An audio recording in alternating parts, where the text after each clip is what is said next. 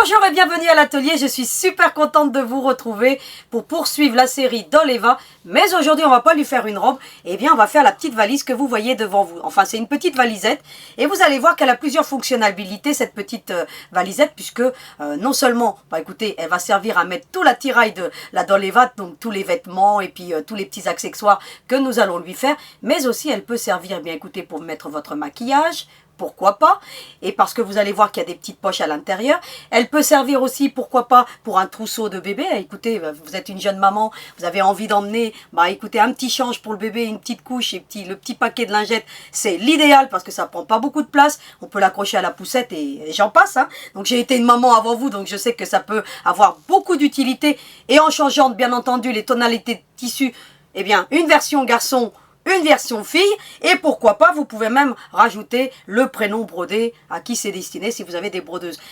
C'est ça la couture, c'est qu'avec une seule création, on peut la dévier à l'infini et en faire un usage approprié à nos besoins. Donc le temps de rassembler tout le matériel parce que vous allez voir qu'il y a plusieurs éléments et je suis à vous de nouveau. Alors à tout de suite. Eh bien, je suis de retour avec le projet que nous allons réaliser aujourd'hui. Alors, vous allez me dire, ouais, c'est une technique un peu compliquée. Pas du tout, parce que vous allez voir qu'avec toutes les étapes que je vais vous donner, eh bien, c'est un jeu d'enfant de faire du patch inversé. Alors, elle, comme je vous le disais tout à l'heure, elle a plusieurs fonctions, cette petite valisette. Bien sûr, elle va accompagner Doleva pour ses vacances. Elle n'est pas encore partie, elle est encore avec moi. Eh bien, écoutez, vous pouvez aussi en faire une valisette pour les enfants. Pourquoi? Vous allez voir quand je vais l'ouvrir. Alors déjà, vous avez vu un petit peu les finitions, hein, elles sont super. Et puis, j'ai utilisé, écoutez, 5 tissus différents pour la réaliser. Mais bien entendu, vous pourrez la réaliser avec 2 tissus différents. Parce qu'il en faut au moins 2 pour faire ce patchwork inversé. Mais bien entendu, vous pouvez aussi passer l'étape du patchwork inversé si vous ne voulez pas la réaliser avec un patch inversé. Donc, mais tout ça, je vais vous le dire en cours d'explication du patron que vous trouverez bien entendu dans la description de la vidéo avec une vidéo qui l'accompagne, qui vous expliquera de comment télécharger et imprimer le patron. Alors on va la détailler un petit peu, cette petite valisette. Déjà elle a des sangles bicolores, hein, comme habituellement, c'est ma petite marque de fabrique, hein, donc voilà. Et puis vous avez bien entendu un double curseur qui facilite, mais bien entendu vous pouvez la réaliser avec un simple curseur. Donc ça après en fonction de ce que vous avez dans l'atelier. Moi je trouve que c'est plutôt pratique parce que ça nous permet de l'ouvrir complètement. Et puis regardez ce qu'elle cache à l'intérieur. Elle cache une poche filet. Donc, c'est-à-dire qu'on peut y mettre tous les accessoires de bébé ou de la Miss d'Oleva. Hein. Donc, vous avez vu, elle a son petit turban hein, qu'on fera donc dans les prochaines vidéos. Et puis, écoutez, c'est entièrement zippé. Donc, on a donc une poche filet. Donc, ça permet de voir un petit peu ce qui se cache à l'intérieur de cette poche.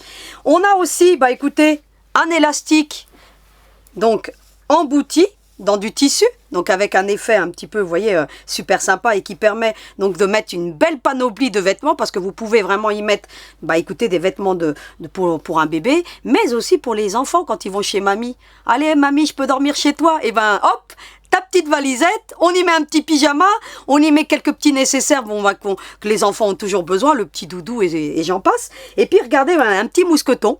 Alors, tout mini le mousqueton, donc j'ai eu beaucoup de mal à les trouver, mais écoutez, avec un petit peu de recherche, on arrive à trouver donc ce genre de petits mousquetons que je vous mettrai bien entendu dans la description de la vidéo pour que vous les trouviez facilement. Et puis ils sont vendus par, je sais plus combien il y en a dans le lot, je vous montrerai ça tout à l'heure, mais en plus il y a plusieurs coloris, donc ça facilite bien les choses.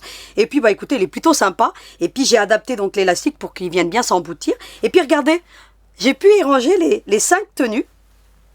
Enfin les 4, puisque la 5e elle est là, mais on peut la mettre aussi. Et puis regardez un peu ces belles finitions. Alors vous pouvez la transformer aussi en trousse à maquillage. Vous pouvez passer l'étape de l'élastique, ça va de soi, et puis remettre une autre poche sur le fond. Voilà. Vous pouvez la faire double poche. Ça, c'est à vous de voir au gré donc de votre utilité. Et puis, vous regardez un petit peu ces belles finitions. Et puis, elles s'ouvrent complètement. Donc, l'avantage, c'est qu'elles s'ouvrent complètement pour qu'on puisse ranger à l'intérieur. Comme une vraie valise, en fait. Hein. Et puis, écoutez, regardez. Hein.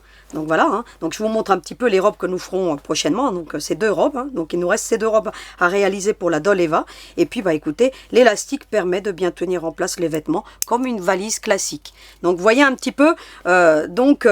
en détail cette petite valise que moi j'affectionne tout particulièrement, d'autant plus que j'ai beaucoup travaillé dessus, sur les dimensions, sur le contour, pour que tout vienne s'ajuster parfaitement. Et puis écoutez, hop, il n'y a plus qu'à. Donc on va étudier un petit peu le PDF pour que vous voyez tout dans le détail. Alors, je la mets dans l'autre sens parce que j'ai mis des cœurs à l'envers exprès parce que on peut donc diriger les cœurs comme on le veut. Donc là, moi, j'ai voulu que lorsqu'on a la valise à plat, les cœurs soient dans ce sens-là. Et dans l'autre, bah écoutez, je les ai mis au bon endroit pour que quand je la mets, donc je la porte, hein, donc on peut l'accrocher à la poussette ou où on veut, eh bien on puisse avoir les cœurs dans le bon sens. Donc après ça, je vais vous donner un petit peu toutes les petites astuces. Parce qu'il va falloir commencer dans un premier temps à préparer le patch inversé. Alors vous avez, comme je vous l'ai dit tout à l'heure, donc le PDF, hein, donc c'est le format hein, donc du patron dans la description de la vidéo, et vous avez tous les éléments. J'ai été très dans le détail hein, pour que vous puissiez avoir tous les éléments. Alors j'ai déjà préparé une partie de la valisette que nous allons réaliser parce que comme elle demande beaucoup de travail, vous allez voir tout à l'heure, hein, enfin beaucoup de travail mais c'est très facile, vous allez voir, hein, on fait ça en tour de main le patch inversé. Et puis bah écoutez, j'ai déjà préparé une partie pour qu'on gagne du temps donc sur la réalisation de cette petite valisette. Alors dans un premier temps vous avez un demi-plan. Alors c'est quoi ce demi-plan? Eh bien c'est tout simplement un demi-plan, hein, donc pour faire simple, vous l'avez ici, vous n'aurez plus qu'à le reproduire, pourquoi pas, soit à effet miroir pour obtenir un plan complet. Donc moi je vous recommande de le mettre sur une base cartonnée, en sachant qu'il fait 25 de long, ici sans compter les arrondis, hein, donc je parle de cette arête à cette arête, et de la hauteur elle fait 20 cm, vous les avez ici, hein, 20 ici de hauteur, et 12,5 donc qui est la moitié du plan, hein, donc ça fait 25 de long. Donc je vous recommande de faire le plan complet de façon à ce que vous puissiez la réaliser ensuite facilement. Alors, le corps de cette pochette, enfin de cette valisette, soit vous le faites en uni, c'est-à-dire que vous pourriez très bien passer l'étape donc du patch inversé et faire donc couper votre tissu principal tout simplement, ou venir broder le prénom d'un enfant. Là la même chose, hein, une fois que vous avez fait ceci, vous le mettez dans un cadre à broder, vous venez centrer, vous pouvez noter le prénom de l'enfant hein, à qui vous le destinez, par exemple. Hein.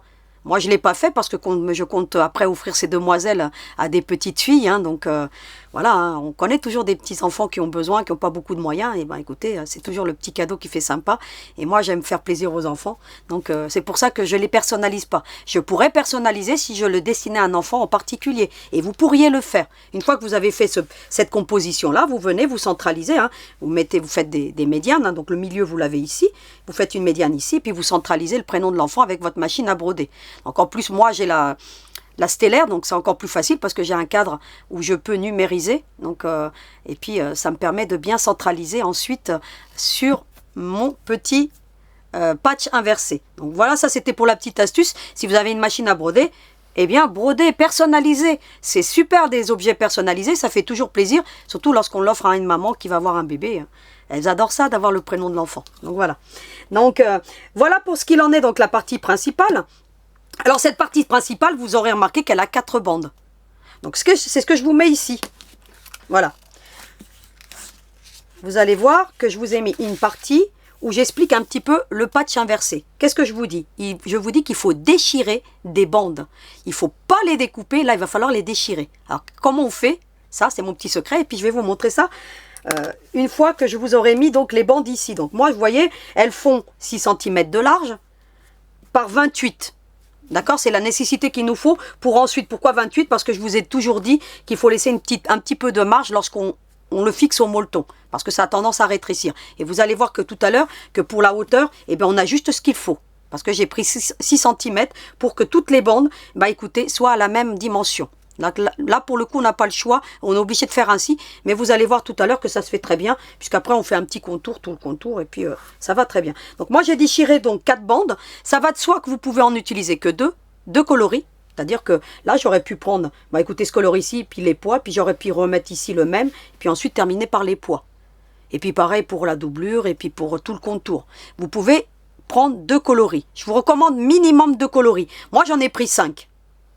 Voilà, parce que j'ai envie de corser la chose et puis vous montrer un petit peu qu'on peut combiner les couleurs de façon harmonieuse. Si vous avez remarqué que mon pois ici, eh ben, on retrouve la couleur ici dans ces feuilles-là.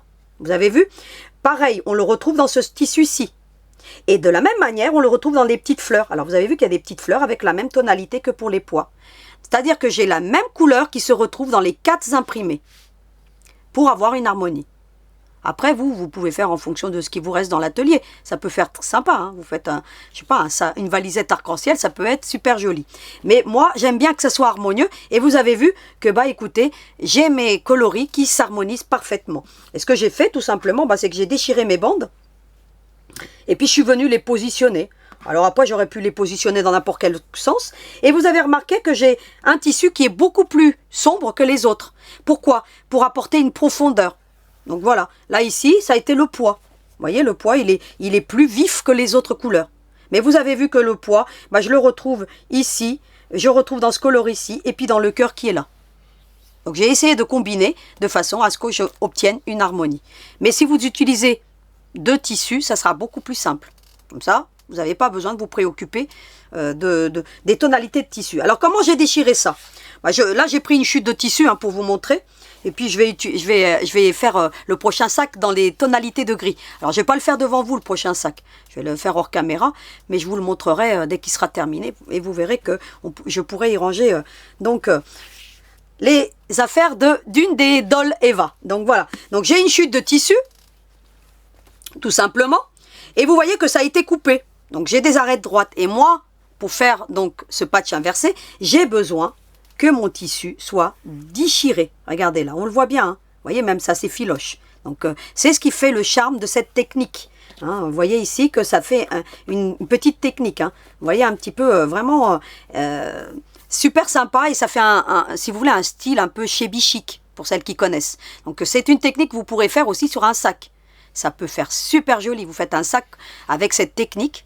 Si vous avez déjà un sac qui vous semble banal, vous voyez, vous avez 4 bouts de carré et puis vous adaptez cette technique. Hein. Donc, ce que vous pouvez faire, vous voyez que là, moi, il fait 25 de long, 20 de long ici. Vous voyez, puisque les bandes, elles sont dans ce sens-là.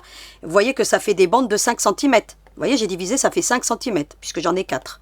Eh bien, j'ai rajouté 1 cm à chaque bande. C'est-à-dire que c'est pour ça que je vous ai dit qu'il faut des bandes de 6 cm. Donc, si vous avez un sac qui fait 30, par exemple, centimètres, hein, et vous voulez faire vous le divisez, donc ça fait plusieurs bandes de 5, vous faites des bandes de 6. Et puis, vous aurez toute la longueur. Voilà, je vous donne la petite astuce. Donc, il faut une demi-marge de couture pour chaque embout. Hein, donc, pourquoi 1 cm? Parce que c'est 1,5 cm par marge de couture. Donc, ça fait 6 cm pour des bandes, au final, qui termineront à 5 cm. C'est une technique de patchwork que je vous donne. Hein.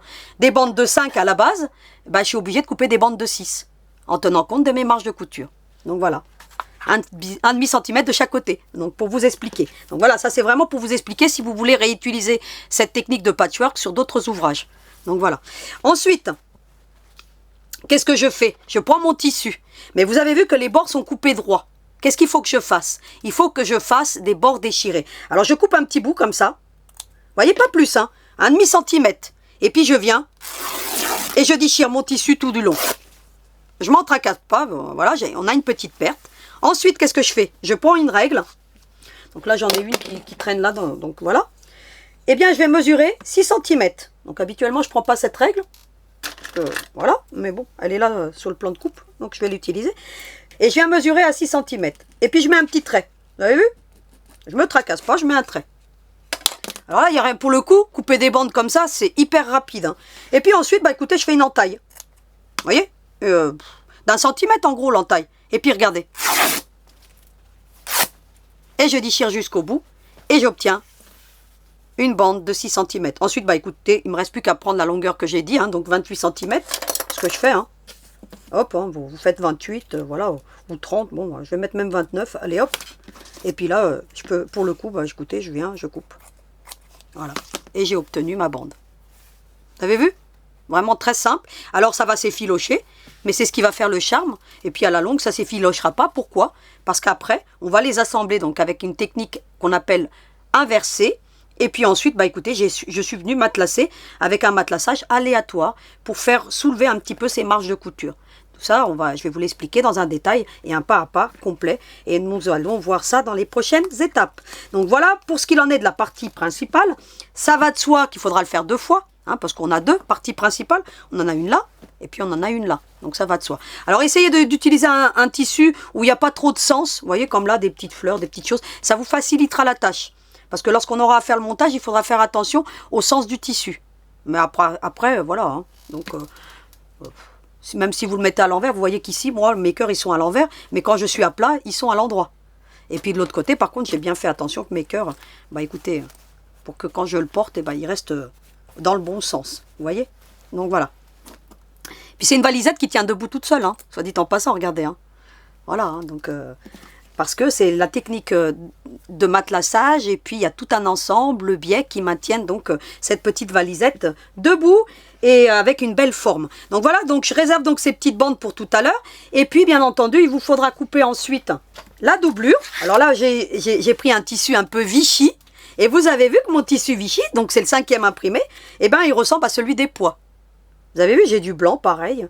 Donc tout vient s'harmoniser. Donc parfaitement. Donc là, j'ai pas utilisé de rose, mais j'aurais pu très bien utiliser le vieux rose. Vous voyez, en l'occurrence. Ou un gris soutenu. Après, voilà, on essaye de combiner les couleurs pour que ça s'harmonise. Et là, donc, j'ai un petit tissu Vichy. Qu'est-ce que je fais? Bah, sur l'envers de mon tissu, pareil, hein, je reproduis, et puis 2 fois hein, pour la doublure, tout simplement. Et puis, bah, écoutez, il va vous falloir un rectangle de molleton, hein, d'accord, plus grand que votre gabarit. Vous voyez, là, moi, il est plus grand que mon gabarit, tout simplement. Tout simplement parce que vous allez voir que ça a tendance à soit à rétrécir, soit à s'élargir, donc le molleton. En fonction des techniques qu'on emploie, ça peut très bien rétrécir. Et lorsqu'on matelasse, en général, ça a tendance à rétrécir. C'est pour ça que je vous recommande de couper un molleton avec au moins 1 cm tout le contour. 1 cm, 1,5 cm, vous êtes tranquille. Et puis bon, moi, c'était une chute hein, qui me restait, donc voilà. Et puis, bah écoutez, on a les parties principales qui sont prêtes. Ensuite, vous avez vu qu'on a à l'intérieur... Donc, je vous ai mis des petites photos pour que vous sachiez donc repérer les différents éléments. Et je trouve que c'est beaucoup plus facile de bien mettre des photos pour que vous ayez un visu de ce que je vous montre. Et puis, bah, écoutez, vous allez voir que ça facilite la chose tout de même. Alors, vous avez vu qu'il y a un filet. Alors, ce filet, moi, j'ai pris du filet. Mais vous pouvez prendre aussi une matière plastique si vous voulez. Il y a du plastique hein, qui sert pour la couture à la place hein, de mettre. Vous pouvez aussi... passer l'étape du biais et bien entendu couper 2 fois dans le tissu aussi. Vous imaginez, vous n'avez pas de filet, bah écoutez, c'est pas grave, hein, bah, vous utilisez 2 fois le tissu pour venir ensuite bien faire une belle finition à votre poche. C'est à vous de voir, mais je trouve que le filet apporte un charme à cette valisette. C'est ce qui fait son charme, parce qu'on voit à travers le filet, déjà on voit ce qu'on a mis à l'intérieur, et puis on voit les petits pois et tout de la doublure, et ça fait vraiment une belle harmonie. Alors qu'est-ce que vous allez faire? Vous allez couper une poche filet, vous avez les longueurs, hein, donc vous avez tout là, 27 par 15, vous l'avez ici. Moi ce que j'ai fait pour couper mon filet, c'est que j'ai fait un gabarit, hein, et puis je suis venu le poser, puis j'ai pris mon cutter. J'ai mis des petites pinces ici, vous voyez, des petits pinces hein, que je vous montre habituellement. J'ai tenu mon filet, parce que c'est très volatile. Hein. Et puis après, je suis venu avec mon cutter. Tac, tac, mon cutter rotatif sur une planche à découper. Non, je ne vais pas couper de la viande. Hein. Non, sur le plan de coupe. Hein, donc un petit plan de coupe, et puis vous coupez tout le contour avec le cutter rotatif. Ça facilite. Hein. Vraiment, au ciseau, c'est plus compliqué. Et vous avez vu que j'ai obtenu quelque chose de bien droit. Donc je vous le mets là, en transparence, regardez. Donc, pour que vous voyez bien, bah, j'ai obtenu quelque chose de bien coupé. Hein. Regardez, avec des ciseaux, vous n'arriverez pas à obtenir un aussi beau résultat. Et puis, bien entendu, on réserve. Voilà. Donc, on a déjà ce qui compose la poche filet. Ce qui compose ensuite la poche filet, c'est le petit biais que vous avez ici. Alors, je vous montre. Vous avez ici, vous avez ce petit biais. Alors, on a déjà vu la pose de ce genre de biais lorsqu'on a fait le sac artiste. Donc c'est le même principe. Hein. Vous allez voir, il n'y a rien de compliqué. J'ai rien apporté de nouveau à ce petit sac, hormis, bah écoutez, que je l'ai transformé en valisette, mais vous avez les mêmes techniques qu'on a déjà vues. Hein. À part donc ce petit élastique que je suis venu apporter pour faire vraiment une petite valisette. Donc vous avez donc le biais. Alors le biais, je vous l'ai dit, hein, la bande de tissu pour le biais. Donc vous les avez les patrons, mais bon, je vous les ai mis pour la forme. Hein. Pour optimiser mon patron, mais vous avez toutes les dimensions. Donc je vous recommande de les mesurer vous-même, parce que parfois, bah, écoutez, on peut avoir un petit décalage, là en l'occurrence. Normalement, vous voyez, oui, il y a un petit peu, là, ça a dimensionné, parce que je ne me suis pas préoccupé de bien le mettre à l'échelle. Je vous recommande de bien venir faire les bonnes dimensions. 27 par 15, d'accord? Parce que je ne me suis pas préoccupé, hein, là, pour le coup. Hein. Eh bien, écoutez, tac, tac, et puis, bah, écoutez, vous réservez. Et vous avez vu que là, j'ai pris un tissu, bah, écoutez... qu'on ne retrouve pas. Vous voyez, j'ai même pris 6 tissus pour celui-là. Qu'on ne retrouve pas ici. Donc, c'est un autre tissu. Vous voyez, complètement différent. Donc voilà. Donc là, en l'occurrence, je vous avais dit tout à l'heure que j'en avais utilisé 5. Là, pour celle-ci, c'est 6. Donc voilà. Mais il est très, vous avez vu, il était assez similaire. Donc voilà, donc comme ça, vous savez un petit peu comment harmoniser vos tissus. Ensuite, vous avez vu que dans la poche filet, vous avez une partie supérieure ici. Et bien cette partie supérieure, vous l'avez dans la page suivante parce que j'ai pas voulu tout mélanger. Comme ça, vous avez tout étape par étape. Partie supérieure de la poche filet. Eh bien, vous l'avez ici en photo. Eh bien, il faut couper 2 fois dans le tissu 27 par 6 cm. Donc voilà, j'ai mes 2 tissus. Alors, j'ai pris le même que pour le biais. J'aurais pu prendre un tissu différent, mais moi, j'aime bien que ça s'harmonise un petit peu. Voyez? Donc, je suis restée avec la même tonalité de tissu que pour le biais. Donc, 2 fois. Et puis, bah écoutez, moi, je vais utiliser le cranteur, mais vous pouvez utiliser un ciseau quelconque. Par contre, lorsque vous coupez, vous longez toujours le trait. On ne coupe jamais sur le trait, on longe le trait. Donc ça, c'est quelque chose que je vous dis très souvent, de façon à ce que vous sachiez comment couper votre tissu. Ensuite, on a la partie intérieure, les lanières. Alors, on les a là, ces petites lanières.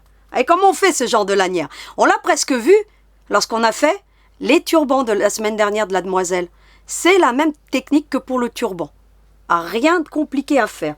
Eh bien, vous allez prendre la dimension de 70 cm par 4. Donc moi, j'ai fait un demi-plan, moi. Vous voyez, 35 par 4. Et puis, je suis venue couper des grandes lanières. Ou alors, vous coupez dans votre tissu. Hop, je vous ai déjà appris comment on coupe des grandes longueurs de tissu. Vous pliez votre tissu en 4. Et puis, vous ajustez la partie supérieure par rapport à votre plan de coupe. Vous prenez votre règle à patchwork. Donc, je vous recommande de prendre une grande règle, soit dit en passant. Je vous la mettrai en lien avec la poignée parce que vous avez dû remarquer que depuis que c'est bien pratique pour couper des grandes longueurs de tissu. Et puis, voilà, vous la réglez à 4 cm et vous coupez une grande longueur. Donc, moi, là, en l'occurrence, c'était des chutes de tissu. Et donc, j'ai pas pu couper comme j'en avais envie. Ce que j'ai fait, je me suis fait un gabarit. Et puis, bon, ça me facilite bien la chose quand je fais mes cours devant vous. Comme ça, je ne cherche pas les différents éléments. Je sais, sont identifiés. Et voilà, je ne suis pas là pendant des heures en train de chercher ce que je dois vous montrer. Donc voilà, eh bien écoutez, 2 grandes longueurs de 70 par 4 cm. Et puis un élastique, 2 fois l'élastique, hein, il en faut 2, hein, parce que vous avez, je ne sais pas si vous avez vu, hein, on a 2 petites lanières. Eh bien il faut 2 élastiques, hein, ça va de soi, aux bonnes longueurs. Et 2 lanières, pareil, hein, j'en ai 2 là. Et donc 2 élastiques de 10 mm de large, donc 10 mm de large, et puis par 30 cm de long. Donc 2 fois. Et puis une petite boucle. Alors une petite boucle à sac à dos. Alors moi quand j'ai fait ce sac, ben, je cherchais des petites boucles parce que je voulais pas en mettre un gros élastique. Je trouvais que ça aurait été disgracieux et j'ai voulu que ça reste quand même assez délicat. D'accord? Ben, qu'est-ce que j'ai? Ben, ce genre de choses. Donc là c'est les mêmes mais en noir. Hein. Donc voilà, je ne vais pas vous le déballer, mais ça vaut une vingtaine d'euros. Vous en avez une centaine hein, avec les petites attaches comme ça. Donc moi, je ne les ai pas utilisées là en l'occurrence. Mais vous pouvez très bien faire des mini sacs à dos et puis utiliser ce genre de petites attaches. Et bien écoutez, vous avez plusieurs coloris. Hein. Donc là, moi j'ai utilisé le blanc. Et puis je vais encore utiliser le blanc pour celui-ci parce que j'avais pas une couleur, je voulais un bleu ciel mais j'avais pas la fermeture adéquate. Il m'en manquait une, à double curseur, j'avais pas de bleu ciel et donc je vais réutiliser le blanc mais sinon vous en avez des bleus ciel. Regardez, ils sont pas mal, hein. Regardez, bleu, rouge, enfin vous les voyez par transparence hein, dans mon sac. Donc je vous les mettrai en lien parce qu'ils sont quand même assez compliqués à trouver. Donc mais bien utiles et bon, vous pouvez en faire des valisettes avec ça. Hein. Donc, vous voyez un petit peu, hein, c'est pas si cher que ça si on regarde à l'unité, voilà. Mais on les trouve, je crois que voilà, avec les petites attaches, ça fait une centaine de pièces quand même. Donc ce qui fait que c'est pas finalement c'est pas si cher que ça. Si on le met au prix à l'unité, ça va de soi.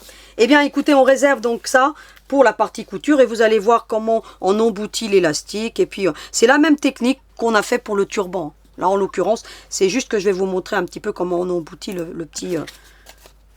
comment la petite boucle et puis comment on l'adapte au sac pour que ça reste juste parfait. Donc je réserve ça pour la partie couture.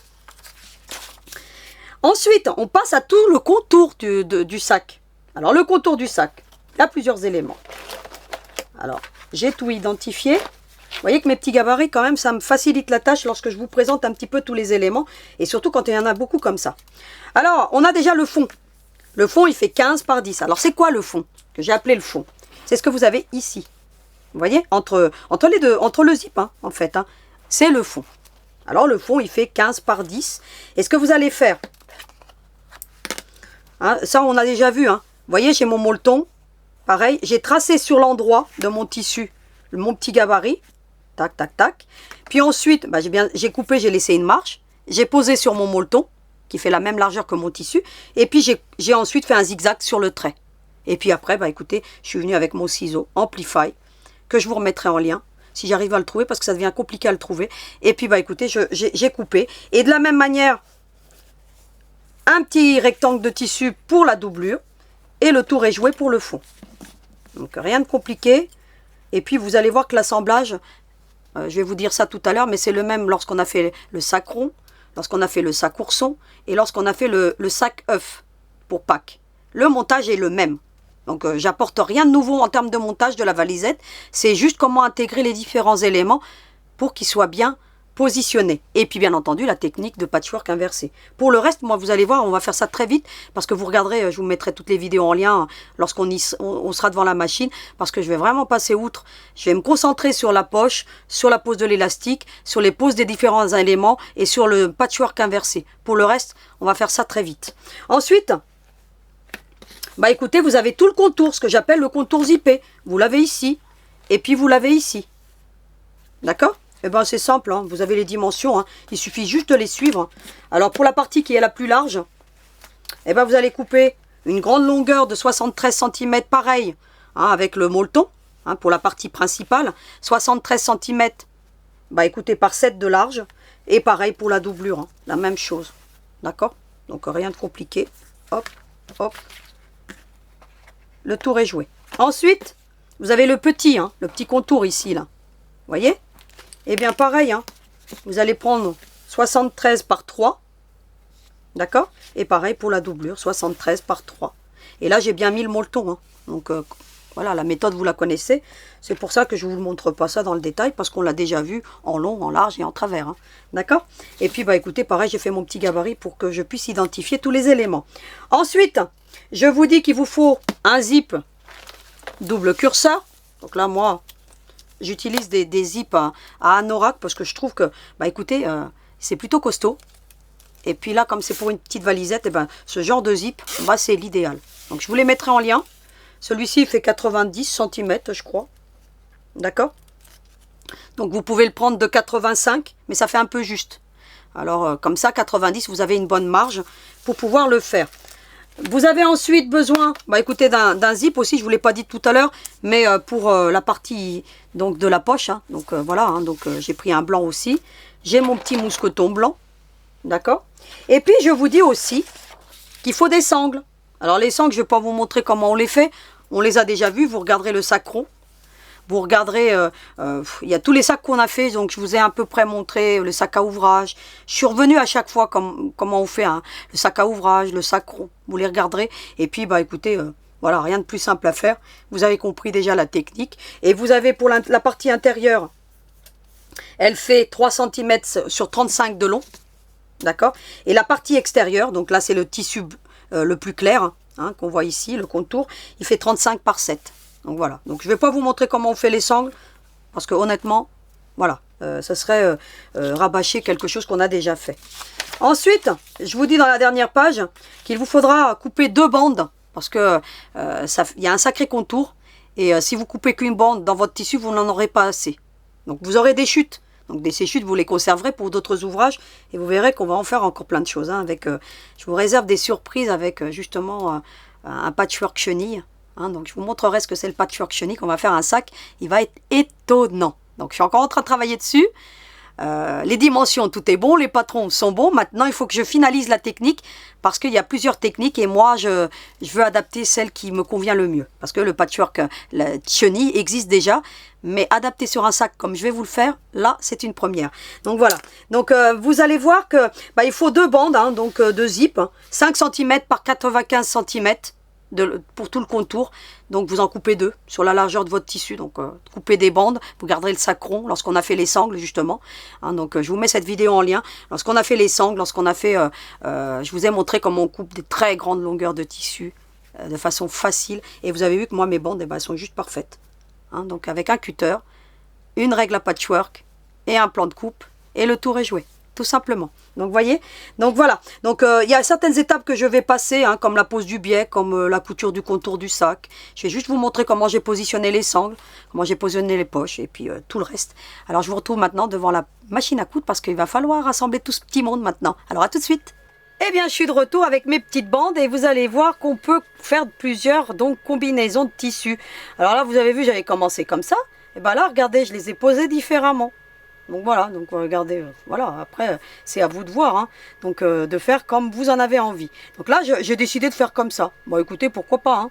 Donc, qu'est-ce que je fais? Je pourrais même faire mieux, hein. Voilà, hop, regardez, hop. Et puis ça fait encore complètement différent. Pourquoi pas? Ben, ce que vous allez faire, c'est que une fois que vous avez coupé votre bande de tissu aux bandes longueur, eh bien vous allez jouer, faire comme vous en avez envie. Alors si vous avez deux tonalités de tissu, donc c'est facile, hein. Donc voilà, vous intermédiez les bandes de tissu. Si vous en utilisez 4, bah écoutez, hop, vous pouvez en utiliser plusieurs, hein, donc à vous de voir complètement différentes et voilà, pour faire une petite valisette, donc arc-en-ciel. Bah écoutez, ce qu'on va faire maintenant, là on a tout dans le bon sens. On va dire que bah écoutez, j'ai trouvé le sens qui me convient. J'ai pas trop envie de mettre les poids dans les extrémités parce que après, comme je vais faire le contour avec le poids, bah écoutez, j'ai décidé quand même de toujours garder cette partie donc florale sur la partie extérieure. Bah, ce que vous allez faire, que vous allez mettre envers contre envers et vous allez coudre avec une marge à 1/4. Alors vous allez prendre les pieds 1/4, hein, donc pour faire donc cette technique, ça facilite. Et puis comme ça, vous aurez toujours des bonnes marges de couture. Moi, bah écoutez, je vais me repérer à ma machine qui fait 1/4. Sinon, vous avez ce genre d'outil qui est aimanté de la marque Prime. Et bah écoutez, qui vous permet de mettre un butoir, si vous voulez, ça sert de butoir. Et puis bah écoutez, vous avez plus qu'à coudre, hein, et longer, donc ça facilite. Hein. Regardez, vous allez voir. Alors bien entendu, c'est une question qu'on me pose souvent, quand vous avez des objets métalliques, ne pas les approcher d'un écran LCD, hein, ou un écran digital comme j'ai là, hein. Surtout pas. Donc voilà, il n'y a aucun risque pour la machine, hein, parce que moi, quand j'étais débutante, je l'utilisais énormément. Et bah écoutez, aucun risque. Et puis l'avantage de celui-ci, bah, c'est qu'il a ici, hein, vous voyez, une petite, quelque chose qui ressort, hein, qui permet de bien l'enlever en fait. Vous voyez, hop, je le mets à 1/4 et puis bah écoutez... j'aurais pu le mettre plus loin, vous voyez, quand on veut faire des ourlets, hein, oui, juste, voilà, voilà, et puis, hop, hop, hop, vous voyez.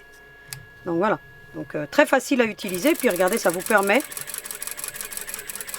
de bien suivre votre marge. Regardez, hop, hop, hop, hop. Alors pourquoi une marge à 1/4? Parce que dans le patchwork, on utilise des marges à 1/4, parce que bah, le patchwork vient des États-Unis, donc eux, ils font pas tout comme tout le monde, hein. Ils utilisent des inches ou des pouces ou des quarts de inch. Donc voilà pourquoi on appelle ça des marges à 1/4. Voilà. Ils font pas tout comme tout le monde, donc nous on est obligé de suivre parce que sinon on n'obtient pas des patchwork. Et puis d'abord tous les pieds de machine sont faits avec des marges à 1/4. Donc il faut le savoir. Donc vous obtenez ce genre de choses. Vous voyez? Eh bien comme j'ai commencé comme ceci, je prends la bande suivante. Je mets toujours envers contre envers. Comme ceci. Et je viens coudre. Alors vous allez voir que cette technique, elle est vraiment très simple, hein. Là pour le coup, c'est la technique de patchwork que je vous donne la plus facile à réaliser. Et puis vous faites en sorte que vos tissus, bah écoutez, sont bien dans l'alignement, hein. Vous voyez là, éventuellement vous l'ouvrez, hein. Alors ça s'effiloche pas mal, hein. Vous allez voir, mais après ça s'arrête, hein, l'effilochage.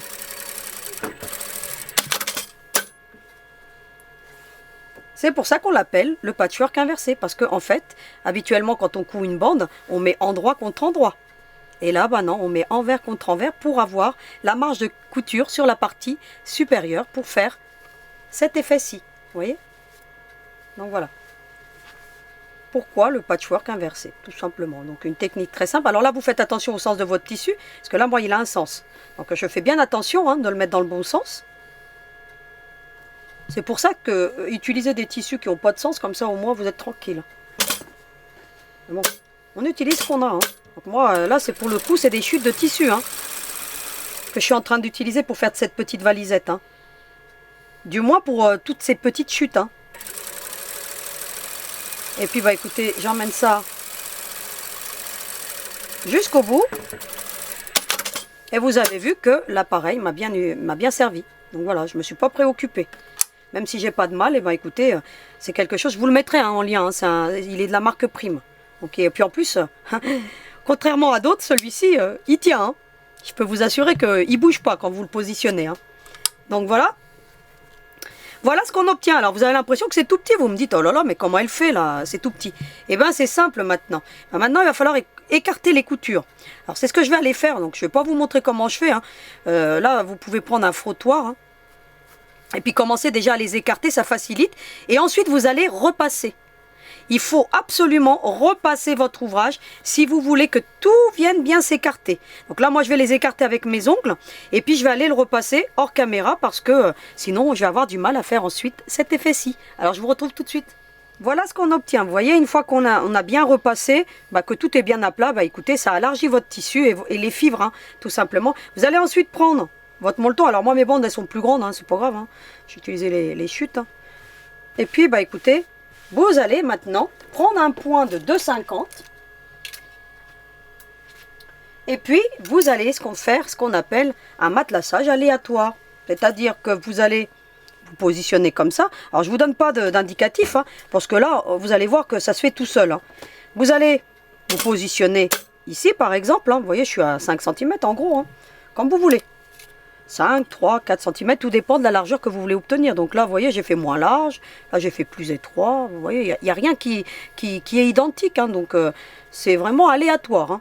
Et puis vous allez faire des mouvements, écoutez, un peu des vagues avec votre tissu. Alors, vous vous positionnez comme ça, alors vous faites votre petite marche arrière, et puis regardez, hop, je pars comme ça se soulève, regardez. Je dirige rien du tout, regardez, tac, tac, hop, hop, hop, hop, hop, et j'arrive au bout. Alors vous allez faire attention parce que des fois vous avez les fils qui viennent se prendre, hein, voyez, hein, parce que comme c'est du tissu qui est déchiré, forcément vous venez vous couper. Hein. Alors vous avez vu qu'on a fait dans un sens. Et bien cette technique, c'est que pour obtenir un mouvement comme on a là, eh bien on retourne dans l'autre sens maintenant. Eh bien je viens, regardez, je me mets, je sais pas, à 3-4, hein, peu importe, hein, et puis regardez, hop, et puis regardez, hop, mon pied le soulève, et puis regardez, hop, hop. Là, elle va rester plate, là, et puis, regardez, hop. Et on obtient le résultat qu'on a envie d'obtenir, hein, vous voyez. Rien de compliqué. Vous voyez. Et bien entendu, à chaque fois, on coupe les fils parce qu'ils gênent. Hop, hop. Et maintenant, une fois que j'ai fait dans un sens, eh ben, je retourne, je pivote, et je pars dans l'autre sens. Alors, je vais couper. Vous voyez, parce que ça, c'est les fils, hein. Comme on déchire le tissu, forcément, eh ben, écoutez... Vous voyez, hein, je me place et puis regardez. Regardez les mouvements que je fais. Hop, hop, hop, hop, hop, hop, hop. Hop.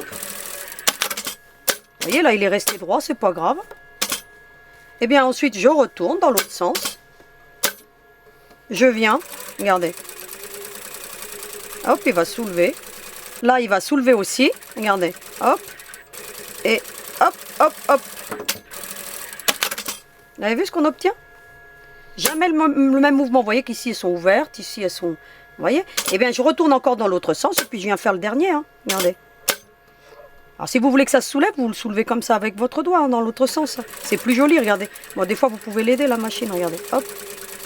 Ça fait plus joli, hein. Regardez, hop. Hop, et puis là on va soulever, regardez. Vous voyez, vous venez avec votre doigt et puis... c'est beaucoup plus joli qu'à plat. Donc après c'est à vous de voir. Regardez un petit peu les mouvements qu'on obtient. Et on a terminé donc notre patch inversé. Donc aussi simple que ça. Qu'est-ce qu'on fait une fois qu'on a fait ça? On prend le gabarit de la partie principale. Alors le mien, il y a beaucoup de il y a beaucoup de blabla, hein, donc beaucoup de choses écrites parce que quand je le travaille, donc forcément, donc je mets tous les éléments dont j'ai besoin. Et vous allez bien vous mettre comme ceci. Alors vous voyez que on a très peu de marge. Hein. Regardez, vous voyez, avec des bandes de 6, on a obtenu, écoutez, des largeurs de 5 hein, au final. Vous avez vu? Donc quelque chose de simple. Et bien ensuite, qu'est-ce que vous allez faire? Vous allez tracer tout simplement le contour. Hein.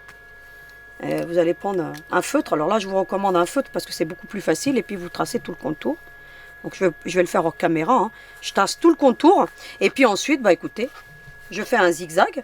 Et ensuite, je viens découper tout simplement pour avoir ma partie principale. Donc je fais ça hors caméra. Et je reviens tout de suite. Voilà ce que ça donne. J'ai les deux donc parties principales, donc j'ai préparé la doublure parce que je vais en avoir besoin. Et puis maintenant on va se concentrer sur l'intérieur de la petite valisette. Alors on va prendre le petit filet. Alors il faut déterminer l'endroit, donc moi vous n'allez pas le voir, mais là je suis sur l'endroit. Je vais prendre la petite bande de biais que je vous avais donc demandé de préparer. Qu'est-ce que je vais en faire? Je vais prendre l'envers du filet, comme ceci, et je vais positionner endroit contre envers du filet. C'est très important, parce que je veux ramener vers l'avant ce biais. Alors c'est quelque chose qu'on a déjà vu lorsqu'on a fait le sac artiste. Donc je vous mets la vidéo en lien pour que vous voyez un petit peu comment on fait ce genre de biais. Alors je vais vous le montrer de toute même, parce que comme c'est une nouvelle création. Et puis vous allez faire bien attention, parce que coudre du filet c'est un petit peu compliqué. Alors vous y allez tout doux, et puis vous faites en sorte que tout reste bien en aliment. Faites une petite marge à un quart ou avec le pied de votre machine, comme vous voulez, pour obtenir ce genre de choses. Donc là on est bien sur l'envers, et vous avez vu que j'ai mis endroit contre envers. Et puis ensuite, écoutez, je vais le ramener sur l'avant, tout simplement. Alors comment je fais? Comme un biais, vous voyez, je plie, et puis je viens, écoutez, je plie bien, regardez, comme ceci, et je vais former un biais. Alors soit je mets des épingles, soit vous mettez des petites pinces, et puis ça tout du long, comme ça. Hop, je vais en refaire encore un petit peu, puis après je vais terminer. Vous voyez, je continue mon petit biais, comme ça. Voilà ce que ça donne, vous avez vu, j'ai mis mes petites épingles. Maintenant, écoutez, je vais prendre un point large, de 2,50 par exemple, ça va très bien. Et puis je vais venir faire une couture, vous voyez, ici. Alors j'y vais tranquillement, moi, parce que j'enlève les épingles au fur et à mesure. Vous prenez des épingles fines. Moi, je vais y aller tout doux, donc d'un bout à l'autre. Ensuite, vous allez prendre un zip de 30 cm. Alors moi, il est plus grand parce que j'en avais pas de 30. Et puis vous allez, vous voyez, regardez le sens d'ouverture. Moi, je veux qu'il ouvre dans ce sens-là. Donc ça veut dire que le curseur se retrouve sur la gauche. Je ne le détache pas tout de suite. Ce que je fais, moi je vais, voilà, je m'approche ici et puis je vais venir le coudre. Alors pour coudre ce genre de... Vous prendrez votre pied à zip. Eh bien, écoutez, regardez comment je me positionne. Vous avez vu? Moi, j'ai un pied étroit. Donc, c'est-à-dire que je vais longer les dents donc du zip tout simplement. Et puis, écoutez, je vais venir le coudre. Regardez, alors on y va tout doux, regardez. Alors vous prenez votre un zip étroit, donc un pied à zip étroit. Il en existe même des très très étroits pour machine à coudre. Donc j'irai vous le chercher tout à l'heure si je le trouve. Parce que bon, maintenant je mets toute la pose des zips, je l'ai fait avec mon industriel, moi. Donc et puis vous voyez, regardez, je longe, tout simplement. Regardez. Et ça se forme naturellement jusqu'au bout. Voilà. Et vous voyez que je vais pas vite, Là, j'y vais tout doucement. Et voilà, j'ai posé donc là, le zip. Alors c'est normal, on a l'impression que ça fait un effet bombé. C'est normal parce que c'est à cause du filet. D'accord? C'est pour ça que le filet, il est bien important que vous le mettiez dans ce sens-là. Alors je vous mettrai en lien du filet, je vous mettrai en lien quelques petites fermetures comme ça, parce que franchement, elles sont pas chères du tout. Mais vous voyez, on a l'impression que c'est bombé, mais c'est pas grave. Ensuite, qu'est-ce que je fais? Je viens le séparer, comme on fait habituellement. Je vais couper mon zip. Alors j'y vais, vous avez vu, je prends pas de scrupules. Je vous mettrai aussi les ciseaux, multifonction. Je vais récupérer le curseur, je jette le reste, et puis je conserve le curseur. Alors conservez-le bien, moi des fois, comme je vous dis. Et puis là, pareil, je vais en couper un bout parce que c'est trop long. Et puis je conserve le reste, ça va de soi. Qu'est-ce que je fais ensuite? Je viens séparer mon zip à cette étape-ci. Parce que positionner comme ça, c'est plus compliqué. Et quand il est entier, c'est plus simple. Donc, vous avez vu comment c'est plus simple. Ensuite, vous avez ici, je suis sur l'endroit du zip. Je vais prendre mes deux tissus. Alors, il va falloir faire attention au sens. Parce que là, en l'occurrence, oui, on peut dire qu'il a un sens, puisque on peut le mettre dans un sens ou dans l'autre, ce tissu. Mais vous ferez attention au sens de votre tissu, c'est très important. Donc, vous allez ensuite positionner endroit contre endroit le zip de votre tissu. Comme ceci. Et on va faire le même principe qu'on fait d'habituellement. Donc là, je vous apporte rien de nouveau. Alors, on va faire une petite couture de maintien, comme ce qu'on fait habituellement. Vous voyez que la pose d'un zip comme ça, c'est vraiment facile. Il n'y a rien de compliqué à positionner un zip lorsqu'on respecte donc la méthode que je vous donne. Et puis hop, jusqu'au bout. Puis ensuite, vous allez prendre votre autre tissu. Alors j'ai fait de la marge, hein. Vous allez voir qu'on a quand même de la marge, donc vous positionnez comme ça. Vous allez le voir tout à l'heure que j'ai fait avec une belle petite marge pour qu'on puisse après le positionner sur la doublure. Hein. Hop, pour faciliter. Hein. Hop, on arrive et on coud jusqu'au bout.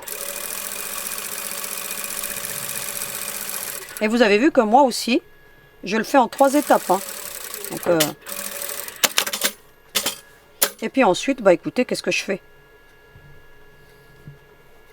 Je me rapproche de la rainure du zip. Avec mon doigt, je fais ce mouvement-ci. Regardez. Voyez? Au plus proche de la rainure. Et vous, bien entendu, vous prenez un pied à zip pour faire cette étape-ci.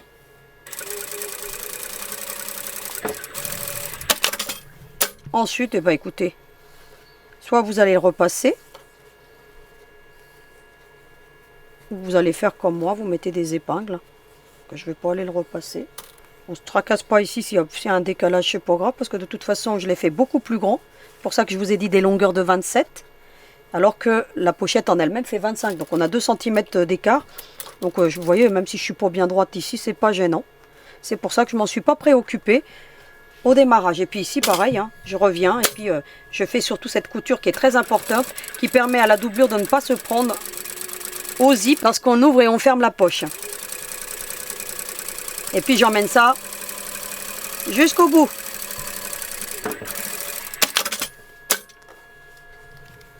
Ensuite, ce que je peux faire, hein, pour faciliter les choses, hein, vous pouvez le faire ou pas, hein, peu importe, moi j'aime bien parce que ça met tout à plat. Hop. Je fais tout le contour. Voilà ce qu'on obtient. Vous voyez, la pose d'une fermeture, c'est très rapide. Hein. Et puis ensuite, bah, écoutez, on enlève les épingles pour ne pas se blesser. On récupère le curseur.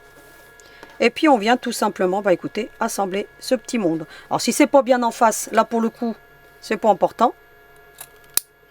Parce que comme je vous ai dit, on a de la marge. Alors essayez de le mettre le plus en face possible. Hein. Surtout que moi, là, ici, vous voyez, je suis pas droite, alors...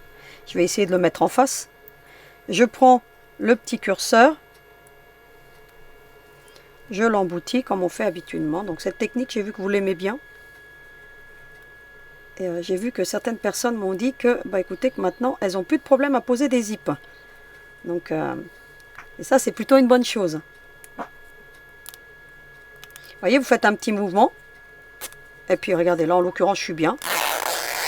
Hop.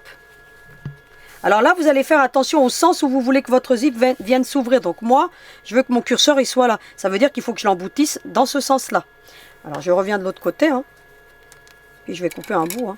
Vous voyez, il est plus petit ici. Vous voyez? Puis je viens, je vais l'emboutir dans le bon sens. Vous voyez, vous faites des petits mouvements. Hein. Puis vous allez finir par y arriver. Regardez. Vous regardez vraiment que tout est bien. Et puis bah, vous l'emmenez au milieu. Et il ne vous gêne plus. Vous avez vu? Ensuite, bah, vous pouvez en profiter pour venir couper tous les excédents. Hein. Avec des multifonctions. Hein. Surtout, n'utilisez pas... Voilà.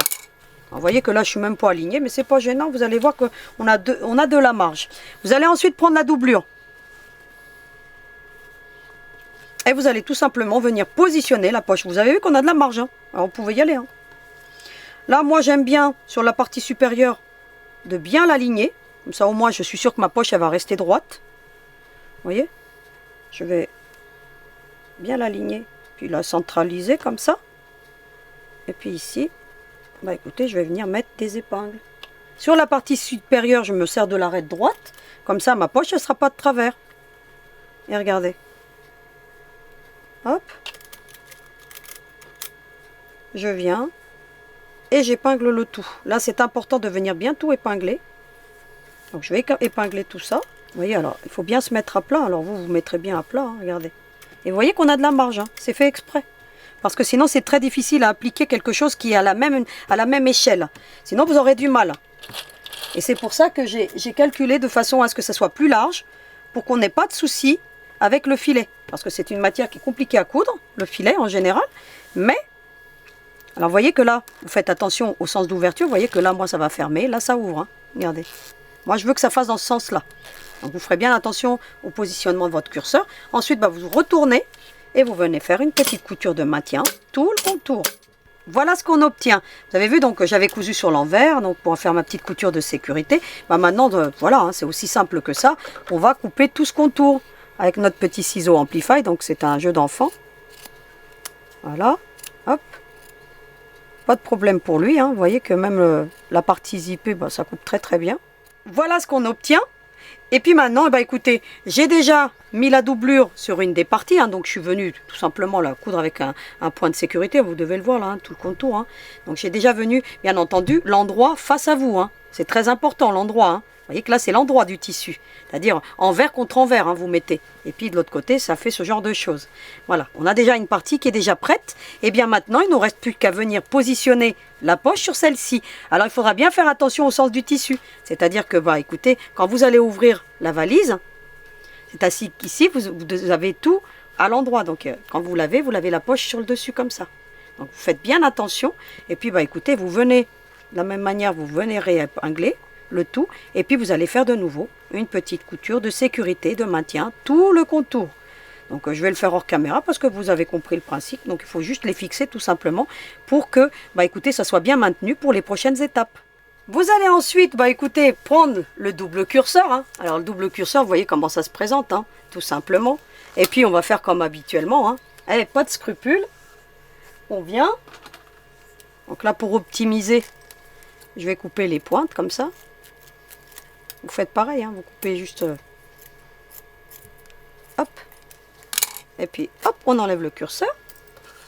On fait la même chose de l'autre côté. On enlève le curseur aussi. Et qu'est-ce qu'on fait? Alors moi, j'ai identifié l'endroit. Hein, donc pour que vous le voyez bien, j'ai mis une petite croix parce que l'envers, des fois, c'est un peu compliqué. Hein, faites-le. Hein. Mettez toujours une petite croix pour indiquer l'endroit. Et puis, vous allez séparer. Et hop, pas de scrupules. On y va. Ouh là là, qu'est-ce qu'elle est en train de faire encore? Eh bien, elle sépare son zip. Ensuite, qu'est-ce qu'on va faire? Eh bien, on va assembler tout ce petit monde. Alors, on a la grande partie. Hein. Vous voyez, ça, c'est le tissu principal avec le molleton. Alors, je vais faire un côté, hein, mais bon, on l'a déjà vu. Hein. Hop, je vais faire ça très, très rapidement. De la même manière que ce qu'on fait habituellement. Hop, on vient... Et puis, on y va tout du long, endroit contre endroit, le zip. Hein. Vous allez ensuite positionner la doublure. Hein. Vous voyez, comme ça. Et puis, vous allez faire pareil. Hein. Alors là, vous allez voir, j'ai mis ma machine en position rapide. Donc, ça va coudre très, très vite. Hein. Voilà, vous voyez un peu. Et elle n'est même pas encore à sa vitesse optimale. Hein. Mais vous avez vu, regardez. C'est juste pour vous montrer un petit peu qu'avec une industrielle, bah écoutez, on peut faire du rendement. Donc, pas trop dans la couture décorative, mais vous voyez que dans la confection, ils peuvent aller très très très vite. Hein. Donc, c'est juste pour vous montrer un petit peu les performances un peu de cette machine. Ça fait limite même peur, vous voyez. Alors, c'est normal, vous aurez un décalage. Hein. Donc, parce que quand on travaille du molleton, bah, forcément... on a toujours un petit décalage. Alors là, vous avez vu, il y a un gros bout. Hein. Et puis ensuite, vous allez faire au plus proche du zip. Alors au plus proche du zip. Puis ensuite, bah écoutez, hein, comme habituellement, hein, vous allez... Bon, je ne vais pas le faire devant vous parce que vous avez compris le principe. Hein. Vous allez bien mettre tout en alignement. Vous mettez bien des épingles. Hein. Alors, je vais le faire hors caméra. Et puis ensuite, vous allez faire une couture ici, comme habituellement. Vous mettez comme ça. Et puis, vous allez faire une couture tout du long. Hein, d'accord? Parce que là, je ne vais pas le faire devant vous parce qu'il y en a pour long à épingler. Et puis ensuite, bah, écoutez, vous faites une petite couture de sécurité, de maintien, pour bien maintenir la doublure, hein, tout le contour, hein, tout simplement. Je vais faire ça hors caméra. Et puis ensuite, je vais faire l'autre partie aussi. D'accord? Pour qu'on gagne du temps, parce que c'est le même principe avec la bande étroite, hein, et puis la doublure avec le zip. Et puis après, je vous montrerai comment on assemble le fond pour que vous voyez un petit peu toutes les étapes. Donc ça, je ne vais pas le faire devant vous parce que vous avez compris le principe. Alors à tout de suite. Voilà ce que ça donne. Vous avez vu, j'ai les deux parties qui sont faites. Et bien maintenant, je vais emboutir le double curseur. Alors comment je fais? Tout simplement, écoutez, déjà je vais couper ici 2 maillons en moins. Vous voyez, je laisse comme ça. Je fais en sorte qu'on arrive bien au même niveau. Je vais emboutir un curseur. Donc, le double curseur, c'est quelque chose qu'on a déjà vu lorsqu'on a fait le sac ballerine. J'ai embouti donc le curseur. Vous voyez, je fais en sorte d'arriver au même niveau. Je l'emmène jusqu'au bout. Je tire. Je le réemboutis de nouveau. Hop. Hop. Je fais en sorte que je suis bien. Donc là, en l'occurrence, vous voyez, comme j'étais au démarrage. Je l'emmène au centre, hein, si j'ai envie, là. Vous voyez? Vous voyez? Ensuite, vous allez prendre de l'autre côté. Alors, si vous avez, vous voyez que vous avez un léger décalage, c'est rien. Parce que tout dépend comment vous avez travaillé. Puis le molleton, ça peut, voilà. Mais on trichera après avec la couture. Si vous avez le même problème, vous préoccupez pas. Ce qui compte, c'est qu'au démarrage, vous soyez bien. Des fois, ça peut arriver. Hein. Donc, ça m'arrive rarement, mais ça tout dépend de comment et puis, surtout la qualité du zip aussi qui peut faire ce genre de choses. Et puis ensuite, écoutez, vous allez emboutir l'autre côté. Faites en sorte que les dents, écoutez, sont bien. Et puis, vous l'emmenez au même niveau que l'autre. Et ainsi, vous avez votre double curseur. Voilà ce qu'on obtient. Ensuite, écoutez, vous allez couper la pointe. Hein. Vous coupez donc la pointe d'un côté et puis de l'autre. Voilà. Vous voyez ce qu'on obtient? Ce que vous allez faire, donc je vais peut-être le faire aussi, vous allez changer l'aiguille à cette étape-ci, vous allez me prendre une aiguille de 100. Parce que ça va faciliter, parce que comme le zip, donc moi des fois ça passe la 90, mais il m'arrive souvent de les casser. Alors je préfère aller changer, je vais aller hors caméra, je vais changer mon aiguille pour qu'on vienne maintenant, eh bien écoutez, mettre le fond. Alors je fais cette étape et je reviens vers vous. Voilà donc la partie donc, du zip, on va prendre maintenant le fond, on va le centraliser. Alors là c'est normal parce que des fois on a des pointes quand on fait le zigzag. Hein. Écoutez, vous vous alignez hein, au bord le plus droit. Et puis vous allez, puis tout ça on coupera bien entendu après, il n'y a pas de souci. Et puis vous allez faire moins qu'un quart. D'accord? Moi ce que je fais, je me mets bien mon pied au bord. Et puis regardez. Alors j'ai changé mon aiguille, hein, j'ai pris une aiguille de 100. Vous éventuellement si vous voyez que ça passe pas, une aiguille de 110, vous voyez vraiment au plus bas. Puis là maintenant l'excédent je le coupe. Hein. Parce que vous voyez ça a fait une pointe. Hein, et quand on fait le zigzag parfois ça peut arriver. Hein. Tout dépend, surtout quand il y a des grandes longueurs comme ça. Vous voyez? Et ensuite, vous allez emmener pareil, endroit contre endroit. Hein. Vous voyez la petite étroite là, vous mettez bien droit aussi. Vous voyez, vous cherchez une arête droite. Et puis, alors on essaie de mettre, vous voyez qu'il y a toujours des pointes. Et ben on se met droit. Et pareil, hein, moi je me base sur mon pied de machine. En fait, ça fait comme une couture de sécurité si vous voulez. Hein. Et puis après, vous venez couper tout l'excédent. Vous voyez, toutes ces petites pointes qui se forment. Vous voyez qu'on a, j'ai pas enlevé grand chose hein, d'un côté et de l'autre. Hein. Donc ça peut arriver, vous réajustez. Ensuite, vous allez prendre la doublure. Endroit contre endroit. Là, je suis sur la partie doublure. Hein. Là, c'est la partie principale, les poids. D'accord? Eh bien, la doublure contre la doublure, comme ceci. Et là, cette fois-ci, je fais ma marge à un quart.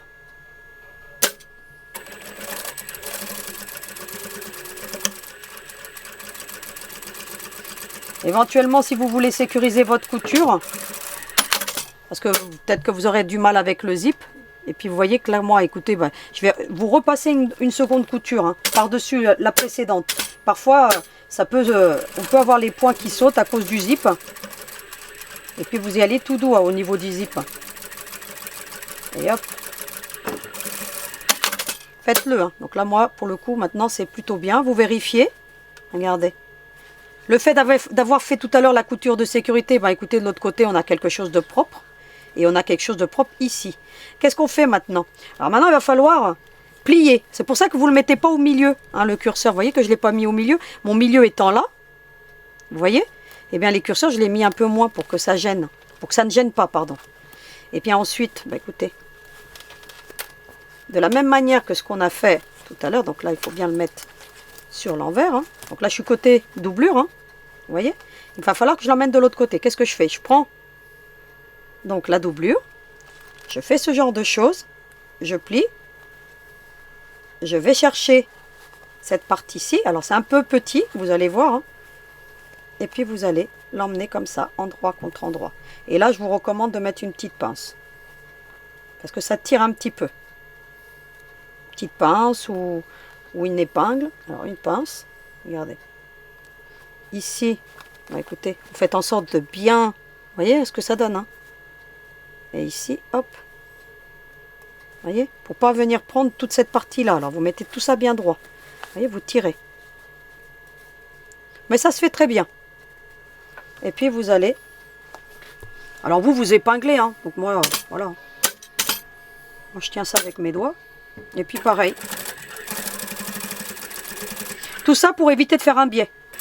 Hein, d'accord, ça fait un petit peu serré, hein, vous voyez, mais voilà, ça se fait très très bien. Voilà ce qu'on obtient. Vous avez vu? Voilà. Et ben ensuite, bah, il ne vous reste plus qu'à retourner. Vous voyez? Et puis ça se met automatiquement droit. Et vous obtenez la partie principale qui est propre et la doublure qui est propre. Et ensuite, bah écoutez, vous allez faire une petite couture de maintien ici. Alors vous faites attention de ne pas prendre. Et vous vous mettez comme ceci. Puis vous allez suivre. Alors là, je suis sur la partie principale. Hein, d'accord? Et vous tendez bien. Et puis vous allez faire une couture de ce côté-ci. Vous voyez que l'aiguille de 100, bah, ça facilite. Changez les aiguilles, c'est très important pour éviter que votre machine ne peine surtout. Parce que adapter l'aiguille à l'ouvrage qu'on fait, c'est important. Vous avez vu que j'ai utilisé une aiguille de 90 pour tout le restant. Et là, à partir du moment où j'ai un zip, eh ben, je change. Malgré que j'ai une machine où ça passerait. Hein, donc mais bon, des fois, ça me casse l'aiguille. Alors, je préfère la changer parce que comme ça, les aiguilles, c'est surtout pour l'industriel, parfois, c'est un petit peu cher. Et vous voyez, regardez. Là, je vais tout doucement et puis hop. Et ensuite, bah écoutez, je viens et je fais une petite couture de maintien ici pour maintenir ma doublure. Pour que dans les prochaines étapes, et bah écoutez, j'ai pas de souci. Et d'un côté et de l'autre. Et j'ai obtenu tout le contour de ma petite valise. Vous avez vu ce que ça donne, hein? Travail très propre. Et puis voilà, hein, donc ça parle de lui-même. Hein. Alors ça gondole un petit peu parce que le zigzag ça fait cet effet là, mais vous verrez que tout à l'heure on n'a aucun souci. Donc on a terminé donc cette partie-ci, on a la partie de la poche, on va se concentrer maintenant. Alors on aurait pu le faire avant de faire la partie zippée, hein, mais bon, comme j'avais tous les éléments qui n'étaient pas dans le bon ordre, dans ma petite panière, j'ai déjà fait un petit élément moi. D'accord? Donc j'en ai déjà fait un. Eh bien écoutez, maintenant je vais faire le suivant. Eh bien, je prends la petite lanière qui faisait, je crois que je l'ai là, hein. Voilà. Non, ça c'est le double curseur. Je sais plus. Je sais plus quelle dimension. Hein, vous regarderez dans le patron. Hein, donc voilà. Donc la grande lanière, je crois que c'était 3 cm par 70 hein, de mémoire. Hein, il me semble. Hein. Vous regarderez. Et vous allez le plier en deux tout simplement. Et puis vous allez faire une petite marge de couture. Hein, moins que, vous voyez, vraiment... alors si vous n'arrivez pas à faire des petites marges de couture, au lieu de 3 cm de large, vous faites 4. Ainsi, vous aurez plus d'aisance. D'accord? Donc moi, j'y arrive très bien. Et puis, le fait d'avoir une petite marge de couture pour retourner, ça va faciliter. Vous voyez, je fais vraiment moins qu'un... Voilà, hein, j'y vais tranquille. Hein, regardez. Tout du long. J'ai donc cousu donc, cette petite lanière. Vous avez vu, hein, donc je suis vraiment proche. Hein. Donc voilà, alors si vous avez du mal, vous rajoutez 1 cm. Au lieu de 3, vous mettez 4 cm. Et puis, le tour est joué. Je vous ai déjà présenté hein, les tiges à biais. Hein, donc, sont super, de la marque Clover. Donc, vous les avez déjà vus à l'œuvre. Alors pour tourner ce genre de choses, bah, je vous les recommande parce que sinon vous allez vous rendre compte que vous avez vu un peu la longueur qu'on a. Donc retourner ça, c'est juste compliqué. Mais avec, bah, écoutez, hein, le retourne-biais, la petite languette. Alors le démarrage, c'est toujours un peu plus compliqué. Hein, vous voyez. Mais une fois qu'on a amorcé le démarrage, bah, écoutez, vous avez juste à emboutir jusqu'au bout. Quand vous voyez que vous arrivez là, vous tirez. Alors moi j'ai pas beaucoup de force hein, dans mes doigts, mais vous voyez, vous tirez, hop, vous avancez, vous laissez pas trop cumuler, hein, parce qu'après c'est plus dur. Vous voyez, un petit peu, hop, vous tirez. Le bon geste, et quand vous arrivez là, bah, vous n'avez plus qu'à tout tirer. Ça va tout seul. Vous avez vu? Voilà. Et puis ensuite vous déclipsez. Et puis vous allez, alors vous faites tout ressortir, hein. Vous mettez la tige à l'intérieur, hein, puis vous faites ressortir le bord, voilà. Après, vous avez deux solutions. Soit vous le ramenez vers le milieu, soit vous le laissez au bord, comme vous voulez.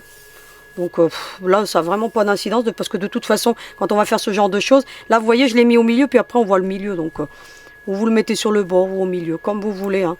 Donc là, je vais continuer avec le même principe. Hein. Je vais ramener au milieu. Mais sinon, vous pouvez très bien laisser comme ça fait très joli aussi. Vous voyez? Vous pouvez aller le repasser, hein, donc pour bien marquer le pli. Moi, j'ai fait ça avec mes ongles, l'autre. Hein, donc j'ai fait toute la longueur, même si j'en ai plus beaucoup des ongles. Hein. Voilà. Et puis voilà. Donc voilà. Donc que je le ramène au milieu ou pas, ça va pas changer grand-chose. On fait bien tout sortir. On va prendre le passe-lacet. Alors moi je prends celui-ci hein, en forme de pince à épiler, de la marque Clover, donc il est très très bien. On va prendre de l'élastique 10 mm. Donc on ne le coupe pas, hein, comme habituellement, comme on a fait le turban. On mesure les 30 cm que je vous ai mis. Alors on va y arriver, hein, parce qu'avec le poids de l'élastique, voilà. Ça ira mieux si je le pose sur le plan de travail. Et puis bah écoutez, une règle. Alors je vous les remettrai, les règles, hein, Suez. Elles sont super ces règles-là. Moi, c'est mes règles préférées. Alors voilà, vous voyez, 30 cm, vous faites une petite marcation à 30 cm. D'accord? On ne coupe pas avant, ça ne sert à rien. Puis vous allez prendre la petite pince. Alors vous mettez vraiment comme ça, hein, d'accord? Et puis hop, la petite languette là, hop, jusqu'au bout. Et vous voyez là, ça ne bouge plus. Hein. Et puis vous allez le passer... Essayez de le passer le plus droit possible. C'est-à-dire qu'au début, bah, vous l'amorcez bien au début, puis après ça va venir tout seul. Hein. Regardez, hop. Vous voyez? Hop, et puis après, hop, on va faire tout le contour, tout le long. J'ai donc passé l'élastique, vous voyez ce que ça donne. Hein. Et puis, bah, écoutez, là je suis arrivée au bout, hein, j'ai enlevé la petite pince. Hein. Et ben je l'emmène bien au bout comme ça. Alors je ne fais pas trop ressortir hein, pour ne pas le perdre. Et puis je viens passer une petite couture. Comme pour le turban. Hein. Regardez. De toute façon, je pose toujours mes élastiques comme ça parce que, honnêtement, couper l'élastique avant, ben, c'est pas très simple. Parce que des fois, là j'ai la marcation. Ben, il me suffit de venir pousser. Regardez. Jusqu'à la marcation. Alors, je vais tirer. Hein, jusqu'à y arriver. Mon petit roudoudou. Hein. Vous voyez, il y arrive presque là. Eh ben, je suis arrivée au bord, vous voyez. Hein, la marcation. Qu'est-ce que je fais? La même chose. Hein. Je fais hop, une petite couture. Puis je viens, je coupe l'élastique à ce moment-là. Et comme ça, bah écoutez, j'ai pas de perte. Vous voyez? J'ai pas de perte. Et puis, je risque pas à ce qu'à l'autre bout, si on le coupait avant, bah de recommencer inlassablement. Hein. Donc voilà. Ensuite, je vais prendre l'autre embout, hein, parce que vous avez vu que celui-ci, je l'ai déjà fait. Hein, donc voilà.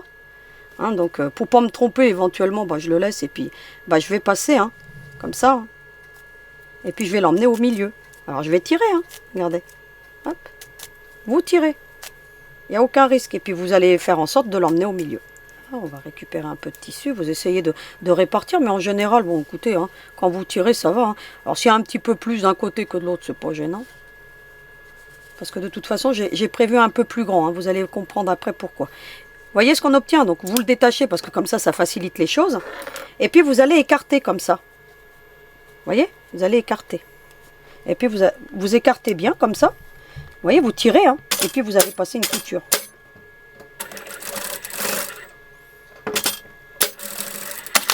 Pour le maintenir. Et puis vous voyez, la couture, on ne la voit même pas une fois qu'on a relâché. Vous voyez, c'est pour ça que c'est important de bien tirer. Ensuite, vous allez les attacher ensemble. Hein. Alors vous faites attention que vous êtes bien sur l'endroit. Hein. Parce que vous avez vu que là, c'est bon. Là, en fait, je vous le mets un peu. Vous voyez, il est plus bombé. Ça veut dire que c'est la partie avant. Hein, donc, vous ferez bien attention. Après, vous allez faire attention comment vous voulez qu'il ouvre. Hein. Alors, hop. Moi, je veux que ça ouvre comme ça. Vous voyez? Hop. Et comme ça. Donc, je vais le positionner. Alors, je vais faire attention ici à comment je suis. Hein. Et puis, bah, écoutez, je vais venir le positionner dans les angles. Alors, bien entendu, je cherche d'abord le milieu. Alors, hop, je vais marquer le milieu quand même. Hop. Bon, moi, je fais toujours tout à l'œil, hein, mais... que je vous montre quand même comment je fais. Éventuellement, vous faites un trait. Hein. Vous voyez? Hop. Ici. Et puis ici. Vous pouvez éventuellement faire un trait si vous voulez. D'accord? Hop. Voilà. voyez, je le positionne au milieu. Éventuellement, bah, vous faites pareil ici. Hein. Donc, hop. Milieu là. Milieu là. Et puis vous allez, vous pouvez faire une jonction pour bien le, voilà, bien le positionner. Mais voyez, moi je vais faire ça à l'œil. Hein. Voilà. Et puis vous allez, vous voyez que vous avez de la marge. Hein. Le mettre bien droit. Et vous avez laissé un petit peu comme ça. Hein, donc, voilà. Hop.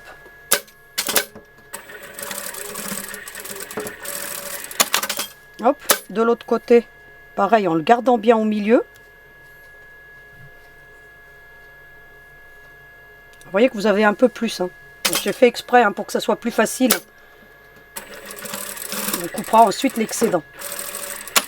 Vous voyez ce que ça donne. Hein. Faut pas que ça tire de trop. Hein. Vous voyez un petit peu. Hein. Vous pouvez même le tendre. Hein. C'est pas grave. Hein, parce que de toute façon après...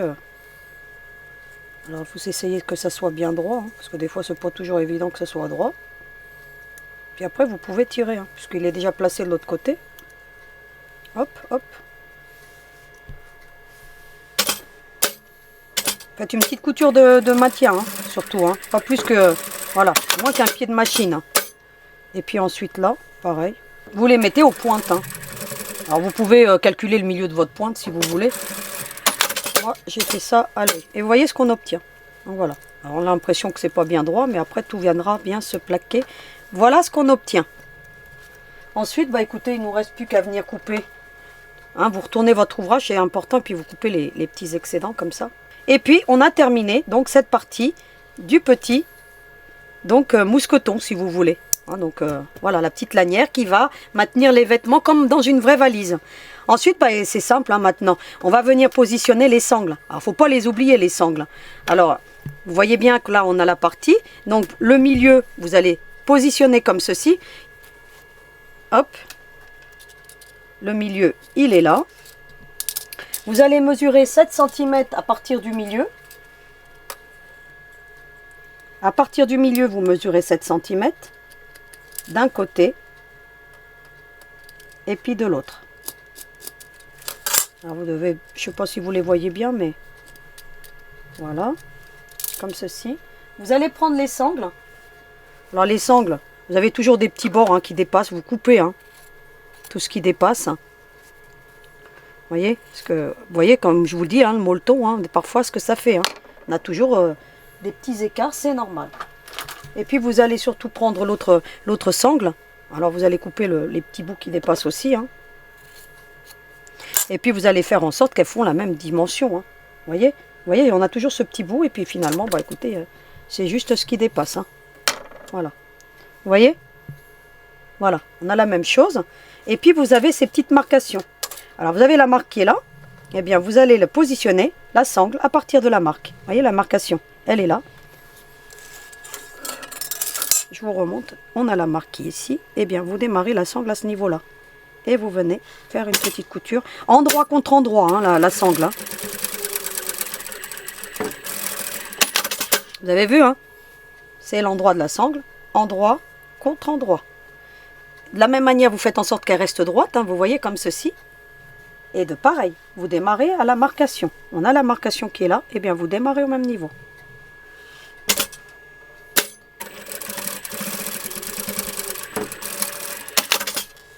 Et vous obtenez ceci. Et vous faites bien attention au sens de votre tissu. Vous voyez que là, moi, j'avais un sens dans mon tissu, donc je fais attention de mettre la sangle sur la partie supérieure en suivant le sens de mon tissu. Et vous voyez ce que ça donne, hein, c'est plutôt joli. Hein. Eh bien, je fais la même chose avec l'autre partie. Voilà ce que ça donne. Vous avez vu, hein? Donc, j'ai positionné les sangles. J'ai mis des épingles. Alors, vaut mieux les mettre dans ce sens-là. Hein.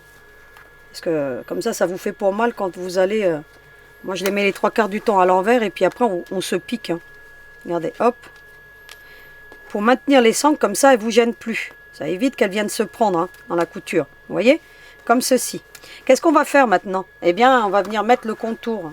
Alors moi, ce que j'ai fait déjà, donc je vais faire un côté, je vais vous montrer un côté, puis après vous avez compris, après il y a le biais, la partie du biais, je vais passer l'étape parce qu'on l'a vu et revu, donc vous regarderez le sacron, hein, donc c'est la même méthode de montage que pour le sacron, le sac-ourson, On a fait le sac œuf. Donc je vous mets toutes ces 3 vidéos en lien. Et puis pareil quand on a fait aussi la petite basket aussi. Donc je vous remets la basket aussi en lien. Parce que c'est exactement les mêmes techniques de montage. C'est-à-dire que vous allez mettre, d'accord, choisir vos milieux. Hein, déterminer les milieux comme ça. Ici de ce côté pareil. Ensuite vous pliez en 2 pour obtenir les milieux ici. De la même manière pour cette partie-ci. C'est-à-dire que pour choisir le milieu là, pour déterminer le milieu. Vous avez vu ici, vous avez le fond. Vous mettez bien comme ceci, regardez. Couture contre couture. D'accord? Et puis vous allez déterminer le milieu, regardez. Hop, ici, vous faites une marque ici. Ici, vous mettez bien. Alors, il faut vraiment que ce soit bien mis en face. Hein. Là, je suis en train de faire un peu à la va-vite, moi. Vous voyez ici, vous marquez le milieu. D'accord? De la même manière, ici, éventuellement, vous mettez une petite pince, regardez. Comme ça, au moins, ça vous aide à maintenir. Regardez. Vous allez voir, hein, on a des pinces, il faut les utiliser. Hein. Regardez. Je vous les mettrai en lien, je vous mettrai tout le matériel, ça va de soi. Hein. Les ciseaux, tout le team, comme habituellement. Parfois, je ne les mets pas tout de suite, hein, parce que des fois, j'ai des problèmes de connexion hein, sur certaines vidéos, mais je finis toujours par le faire. Hein, donc, vous inquiétez pas, des fois, ça prend du retard. Et surtout là, pendant les vacances, parce que bon, de temps en temps, il faut consacrer un peu de temps à sa famille aussi. Hein. Donc, je vous les mettrai, bien entendu, dès que possible, tous les liens du matériel. Donc, voilà, là, je le marque le milieu. Donc, là, il était déjà marqué. Hein. Ensuite, pour déterminer les autres milieux, qu'est-ce que je fais? Vous voyez là? Hop, milieu contre milieu.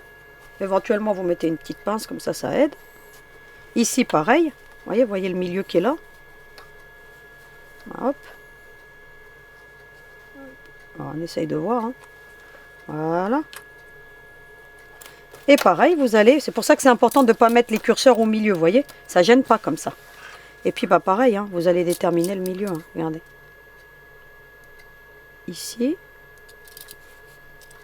Ici. Après, on n'est pas au millimètre près. Hein. Vous allez voir qu'après, ici, et puis ici.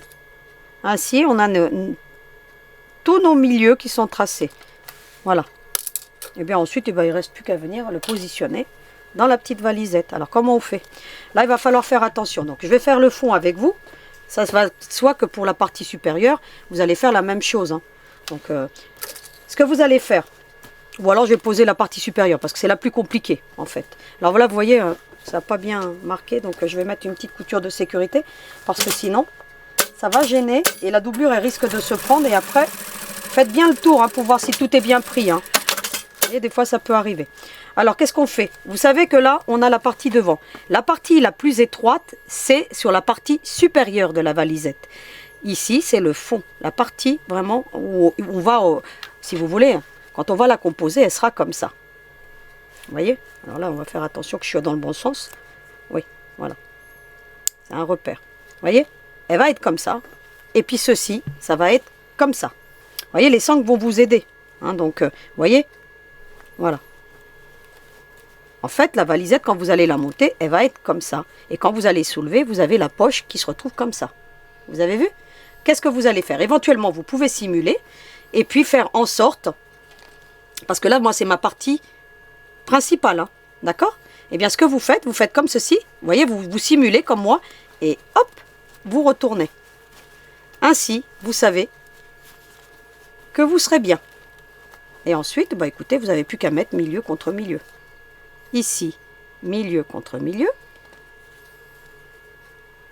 Et on met une pince.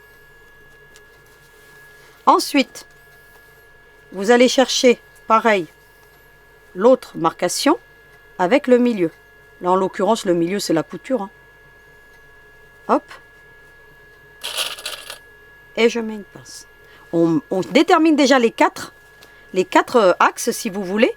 Là, mon milieu, c'est ma couture. Hein. Donc, j'ai pris la partie où j'avais pas marqué les milieux, mais... Hop.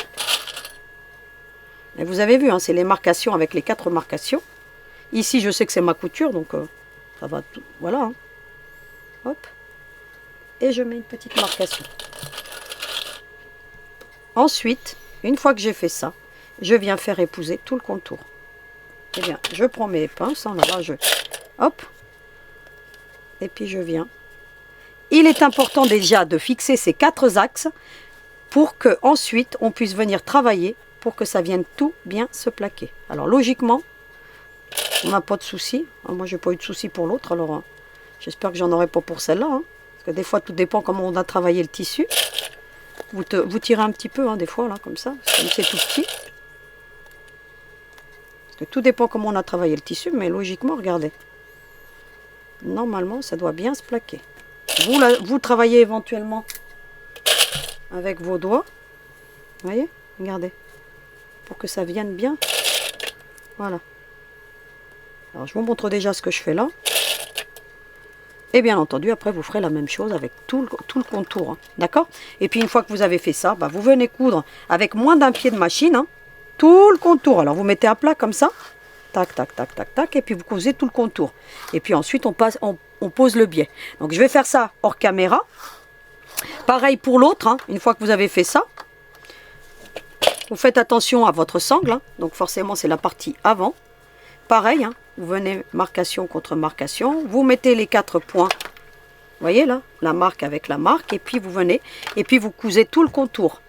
Donc je vous montre ça, hein, donc je laisserai un biais qui n'est pas terminé pour vous montrer un petit peu comment je fais le biais, mais bon, vous avez déjà compris, je l'ai déjà posé plein de fois devant vous, mais ça n'a rien de compliqué, c'est coudre tout le contour comme le sac rond, comme le sac ourson, et comme tous ces sacs un petit peu spéciaux, comme le sac œuf qu'on avait fait à Pâques.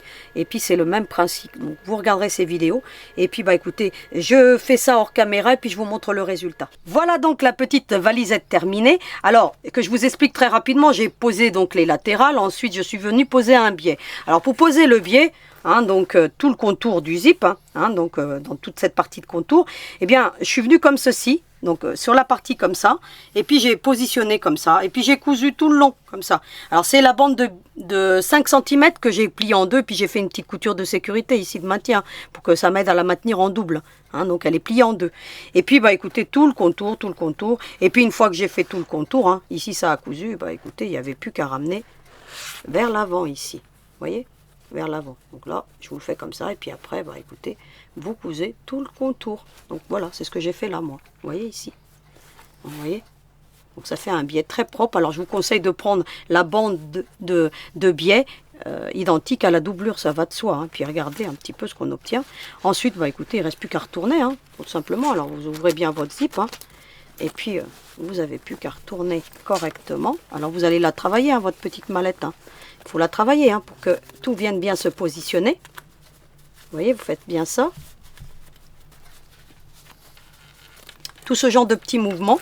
Et vous faites tout bien ressortir. Vous regardez si tout vous convient. Donc moi là, en l'occurrence, je n'ai pas de souci. Hein. Tout est parfait. Et là, vous allez voir un petit peu ce qu'on obtient. Parce que quand on ferme, bah écoutez, on va l'emmener au milieu. Hein. Regardez ce qu'on obtient. Alors après, vous allez le travailler. Il faut bien tout ressortir. Hein. Vous voyez, vous travaillez, vous faites ce genre de petites choses comme ça. Bien entendu, après, il faudra enlever toutes les traces de marquage. Mais je vous la pose là très rapidement pour que vous voyez ce que ça donne. Regardez. On a une belle petite valisette. Regardez un petit peu cette petite merveille qui peut servir de nécessaire pour les bébés. Voilà. Donc, vous en trouverez un usage juste approprié. Je vais vous montrer quand même.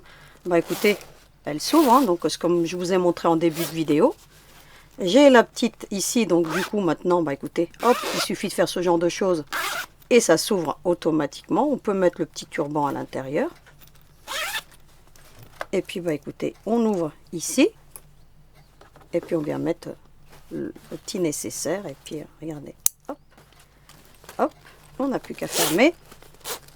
D'un côté et de l'autre. Et c'est parti. On peut aller chez mamie ou emmener le bébé chez la nounou. Et puis le tour est joué avec une super petite valisette. Vraiment très facile. Alors il me reste bien entendu à tout mettre en place. Hein, parce que là, bon, je fais ça un petit peu à la va-vite. Mais vous voyez ce qu'on obtient. Alors je vous retrouve au plan de coupe pour le petit mot de la fin maintenant. A tout de suite. Eh bien, j'ai terminé devant vous cette petite valisette avec une technique de patchwork toute simple. Et vous avez vu mes petites demoiselles, hein, elles sont prêtes à partir. Il y en a une qui boude un petit peu parce qu'elle n'a pas encore sa valise, mais ça ne saurait tarder. Hein. De toute façon, elle n'a pas encore son billet, alors j'ai encore un petit peu le temps. Donc moi, juste le temps de, écoutez, de vous souhaiter une très belle semaine, de bonnes vacances, bien entendu, ensoleillées. Profitez bien en famille. Eh bien, écoutez, propagez de l'amour et tout ce qui va bien avec. Et puis en attendant, écoutez, la semaine prochaine, je vais vous retrouver avec un nouveau projet parce qu'il va falloir remplir la valise maintenant. Hein. Donc alors, une nouvelle robe la semaine prochaine. Et en attendant de vous retrouver, n'oubliez surtout pas, hein, à vos aiguilles.